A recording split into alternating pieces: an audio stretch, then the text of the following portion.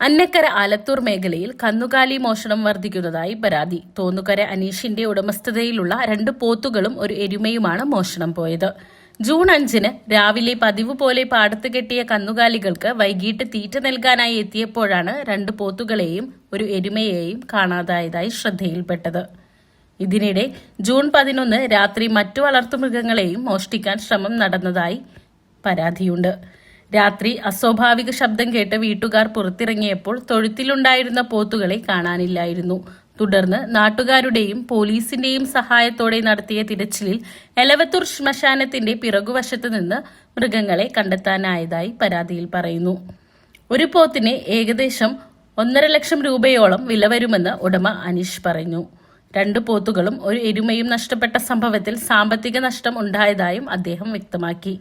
സംഭവവുമായി ബന്ധപ്പെട്ട് പാവർട്ടി പോലീസ് സ്റ്റേഷനിൽ പരാതി നൽകിയിട്ടുണ്ട്. പരാതിയിൽ പോലീസ് അന്വേഷണവും ആരംഭിച്ചു. പ്രദേശത്ത് കന്നുകാലി മോഷണ ശ്രമങ്ങൾ വർദ്ധിക്കുന്ന സാഹചര്യത്തിൽ കൂടുതൽ പോലീസ് നിരീക്ഷണവും നടപടിയും വേണമെന്ന് നാട്ടുകാർ ആവശ്യപ്പെട്ടു. ഒരു 3 എണ്ണത്തിന് കളവ് പോയായിരുന്നു.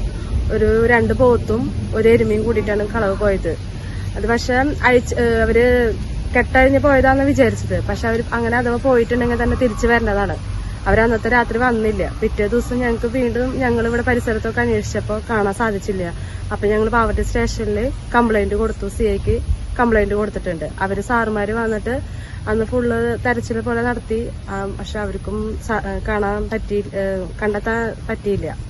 അത് കഴിഞ്ഞിട്ടിരിക്കുമ്പോഴാണ് ഇപ്പൊ വീണ്ടും ഈ 11-ാം തീയതി രാത്രി ഒരു 2 പോത്തിനെ വീണ്ടും കാണാണ്ടായി. വീടിന്റെ പിന്നില് തൊഴുത്തിന്റെ സൈഡിലായിട്ട് സൗണ്ട് കേട്ടിട്ടാണ് നമ്മൾ പോയി നോക്കുന്നത്. അപ്പൊ ഇവിടെ ഭർത്താവിന്റെ സുഹൃത്തുക്കളും കുറച്ച് നാട്ടുപേരും കൂടിയിട്ടാണ് തെരച്ചിൽ നടത്തിയത്.